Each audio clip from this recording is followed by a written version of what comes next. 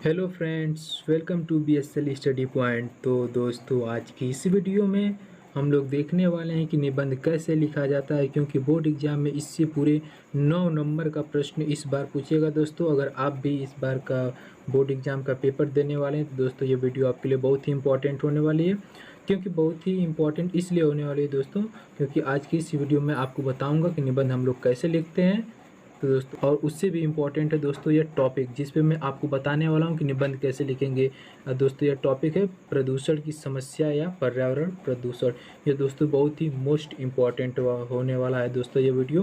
तो दोस्तों, वीडियो में अंत तक बने रहिएगा, वीडियो को स्किप मत कीजिएगा। अगर वीडियो अच्छी लगेगी तो वीडियो के लास्ट में वीडियो को लाइक कर दीजिएगा, और चैनल पर नए हैं तो चैनल को सब्सक्राइब भी कर लीजिएगा। तो चलिए दोस्तों, हम लोग स्टार्ट करते हैं निबंध लिखना। तो सबसे पहले दोस्तों, हम लोग को निबंध लिखने से पहले दोस्तों हम लोग को एक रूपरेखा तैयार करनी होती है। उस रूपरेखा के अंतर्गत दोस्तों हम लोग को वे सारे वर्ड लिख देने होते हैं, समझ लीजिए एक प्रकार से कीवर्ड लिख देने होते हैं, जिस पे हम लोग को आगे इस टॉपिक के बारे में, जैसे मान लीजिए दोस्तों प्रदूषण की समस्या और पर्यावरण प्रदूषण है दोस्तों, इस टॉपिक पर मैं चर्चा करके आपको बताने वाला हूँ कि निबंध कैसे लिखना है, और कैसे कैसे हेडिंग देकर कैसे निबंध लिखना है, और किस तरीके से निबंध लिखना है।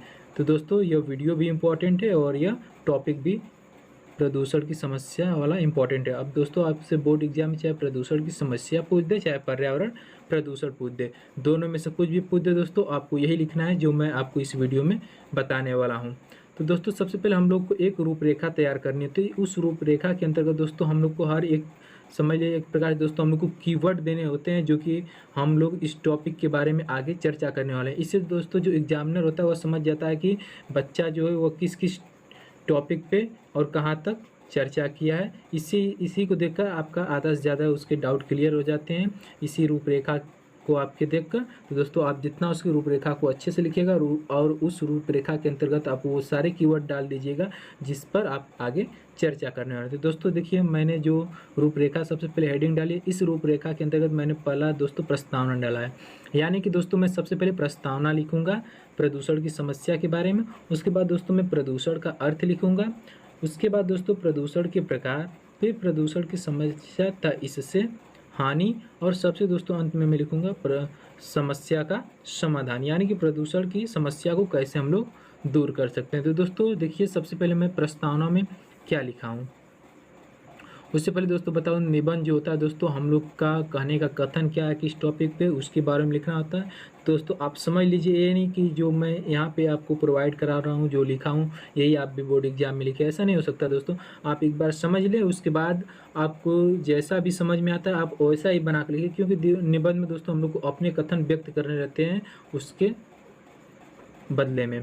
ठीक दोस्तों, तो देखिए मैंने तो देखिए दोस्तों मैंने प्रस्तावना पे क्या लिखा है। सबसे पहले दोस्तों, आज का मानव औद्योगिकीकरण में फंसकर स्वयं निर्जीव बनता जा रहा है। यानी कि दोस्तों आजकल के जो मनुष्य हैं वो ज़्यादा दोस्तों उद्योगों की तरफ भाग रहे हैं, जिससे दोस्तों वे अपने आप को निर्जीव बनाते चले जा रहे हैं, क्योंकि उसे अपने पर्यावरण की शुद्धता का भी ख्याल नहीं है। दोस्तों मैंने बहुत ही इसको सरल भाषा में लिखा है, जिससे कि आप दोस्तों अच्छी तरह से समझ जाएंगे, और एक बार देखने के बाद दोस्तों आपको याद भी हो जाएगा, और दोस्तों मैं इस वीडियो में आपको समझाते हुए भी चलूँगा। तो दोस्तों देखिए आगे है, क्योंकि उसे अपने पर्यावरण की शुद्धता का भी ख्याल नहीं है। क्योंकि दोस्तों आजकल का जो मनुष्य वो इतना बिजी हो गया है अपने आसपास से निर्जीव वस्तुओं से घिरे होने के कारण, क्योंकि दोस्तों आजकल मनुष्यों को अपने पर्यावरण की शुद्धता यानी उनकी सर सफाई का कोई भी ख्याल नहीं है। अब एक नई समस्या उत्पन्न हो रही है, और वह है दोस्तों प्रदूषण की समस्या। इससे दोस्तों बहुत सारी समस्याएं उत्पन्न हो रही है, जिसे दोस्तों हम लोग प्रदूषण की समस्या बोल रहे हैं। इस समय हमारे सामने सबसे पहले पर्यावरण को बचाने की समस्या है। अब दोस्तों यह समस्या इतनी बड़ी है कि अब इंसान सोच रहे हैं कि हम लोग इस पर्यावरण की समस्या को कैसे दूर करें। फिर दोस्तों आगे है, क्योंकि पानी, हवा, जंगल, मिट्टी आदि सब प्रदूषित हो रहे हैं। दोस्तों आजकल मनुष्य इतना अपने औद्योगिकीकरण की वजह से घिर चुका है कि वह ऐसे ऐसे कार्यों को कर रहा है जिसके दोस्तों हमारी जो हवा है, जंगल है, मिट्टी है, पानी है, सभी प्रदूषित होते जा रहे हैं दोस्तों। और इंसान ही प्रदूषित करके उसको सोच रहा है दोस्तों कि अब हम लोग कैसे इस प्रदूषण की समस्या को दूर करें। ठीक दोस्तों, जो कि जो कि हमारे अस्तित्व का आधार है। ये जो दोस्तों पानी है, हवा है, मिट्टी है, ये जो आसमान है, ये दोस्तों क्या है, हम लोग की जीने के आधार है। यानी कि अगर इन्हीं का अस्तित्व जब नहीं रहेगा दोस्तों, हवा का, पानी का, मिट्टी का, ये सब दोस्तों जब प्रदूषित ही हो जाएंगे तो हम लोग के जीवन का कोई भी आधार नहीं बचेगा दोस्तों। आगे है, यदि इस असंतुलन को दूर न किया गया तो आने वाले पीढ़ियों का मानव जीवन होगा भी या नहीं। दोस्तों अगर यह प्रदूषण समस्या इसी तरह बनी रहती तो दोस्तों हम लोग कह भी नहीं सकते कि जो हम लोग की आने वाली आगे की पीढ़ियां हैं उन सभी का जीवन सही से होगा या भी नहीं होगा, कि होगा भी नहीं, कुछ कहा नहीं जा सकता। तो दोस्तों मैंने प्रस्तावना के अंतर्गत जो इम्पोर्टेंट प्रदूषण की समस्या से जो इम्पोर्टेंट था उसके बारे में थोड़ा दोस्तों दिया। और दोस्तों मैं आपको आगे चर्चा करूंगा प्रदूषण के अर्थ के बारे में। तो देखिए दोस्तों, प्रदूषण का अर्थ होता क्या है। तो दोस्तों शुद्ध वातावरण में ही जीवन संभव है। ठीक दोस्तों, पर्यावरण का निर्माण प्रकृति के द्वारा सभी पर्यावरण जीवधारियों के लिए अनुकूल होता है। जो दोस्तों पर्यावरण है, इस पर्यावरण का निर्माण दोस्तों प्रकृति के द्वारा होता है, जो कि सभी जीवधारियों के लिए दोस्तों अनुकूल होता है। जब वातावरण में हानिकारक घटक आ जाते हैं तो पर्यावरण का संतुलन बिगड़ जाता है। दोस्तों हमारे लोग का जो पर्यावरण है वह असंतुलित कब हो जाता है, प्रदूषित कब होता है। तो दोस्तों जब हमारे वातावरण में हानिकारक घटक मतलब दोस्तों जिसके माध्यम से प्रदूषण की समस्याएं फैल रही हैं दोस्तों, वे सारे घटक ही होंगे। जिसके कारण वायु का शुद्ध न मिलना, जिसके कारण दोस्तों जब यह घटक हम लोग के वातावरण में मिल जा रहे हैं दोस्तों, तो जिसके कारण हम लोग को शुद्ध वायु नहीं मिल पा रही है, जल का शुद्ध न मिलना, जल प्रदूषित हो जा रहा है दोस्तों, खाद्य पदार्थ का शुद्ध न मिलना, हमारे जो खाद्य पदार्थ हैं दोस्तों वो भी शुद्ध नहीं मिल रहे हैं, जिसके कारण मानवता पर विनाश का संकट उत्पन्न हो गया है। तो दोस्तों हम लोगों ने प्रदूषण के अर्थ भी चर्चा कर ली। अब दोस्तों हम लोग करेंगे प्रदूषण के प्रकार पे चर्चा। तो देखिए दोस्तों अगला हम लोग का है प्रदूषण के प्रकार। जो दोस्तों हम लोग के वातावरण में फैलती है, कई माध्यमों से दोस्तों प्रदूषण हम लोग के वातावरण में फैलती है, जिसमें दोस्तों वायु प्रदूषण होता है, जल प्रदूषण होता है, ध्वनि प्रदूषण होता है, रेडियोधर्मी प्रदूषण होता है, रासायनिक प्रदूषण होता है, आदि से उत्पन्न प्रदूषण हमारे वातावरण को दोस्तों दूषित करें। वायु प्रदूषण दोस्तों ऐसा प्रदूषण जो हवा में फैलता हो, जल प्रदूषण दोस्तों जो जल में फैलता हो, ध्वनि प्रदूषण जो हवा के माध्यम से यानी कि आवाज़ के माध्यम से, और रेडियोधर्मी वायु प्रदूषण, और रासायनिक प्रदूषण जो दोस्तों खाद्य हम लोग अपने धान गेहूँ को दोस्तों और ज़्यादा विकसित करने के लिए, उनको बढ़ाने के लिए, उनसे ज़्यादा उत्पत्ति प्राप्त करने के लिए दोस्तों हम लोग जो फेंकते हैं उसमें रासायनिक केमिकल, उससे भी दोस्तों जो प्रदूषण होता है दोस्तों रासायनिक प्रदूषण होता है, और यह दोस्तों हम लोग अपने खेतों में फेंकते हैं, जिसके कारण दोस्तों हम लोग की मिट्टी जो होती है वह प्रदूषित हो जाती है। तो दोस्तों उसके बाद हम लोग चर्चा करेंगे प्रदूषण की समस्या तथा इससे हानियों पर।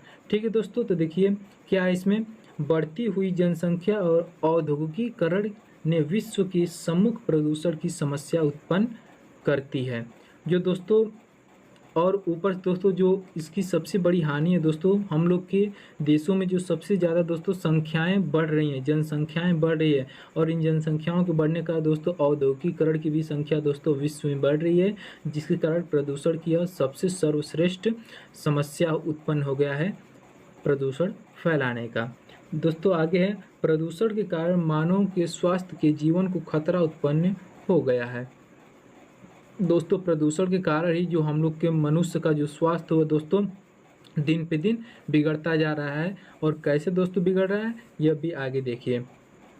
ये प्रदूषण कारखानों के धुएं, जो दोस्तों बड़े बड़े कारखाने होते हैं उनके चिमनियों से जो दोस्तों धुआं निकलते हैं, जिससे हम लोग का क्या होता है वातावरण प्रभावित होता है, जिससे दोस्तों किसी को श्वास रोग हो गया, हृदय रोग हो गया दोस्तों, इसी सब से होता है। विषैले कचड़े के बहाव से दोस्तों, जो विषैले कचड़े होते हैं जो दोस्तों हम लोग के नली नालों पोखरों और नदियों में बहते हैं दोस्तों, जिसके कारण क्या होता है दोस्तों जल के माध्यम से यह समस्याएं उत्पन्न होती हैं। उसके बाद दोस्तों जहरीली गैसों के रिसाव से उत्पन्न हो रहा है।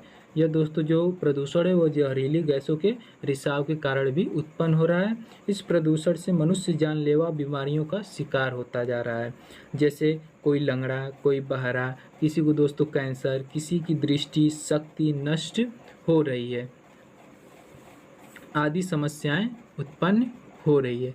ठीक दोस्तों, हम लोगों ने प्रदूषण की समस्या था, इससे हानियों पर भी दोस्तों चर्चा कर लिया। अब दोस्तों हम लोग चलते हैं समस्या के समाधान पर, यानी कि जो हम लोग का प्रदूषण फैल रहा है जल के माध्यम से, वायु के माध्यम से, ध्वनि के माध्यम से, उसको हम लोग दूर कैसे करें। तो दोस्तों मैं आपको बता दूं, जो 9 नंबर का जो निबंध होता है जो हम लोग को लिखना होता है दोस्तों, यह कम से कम 150 से 200 वर्ड में लिखना होता है दोस्तों। इतना आप लिख देंगे तो बहुत काफ़ी है दोस्तों।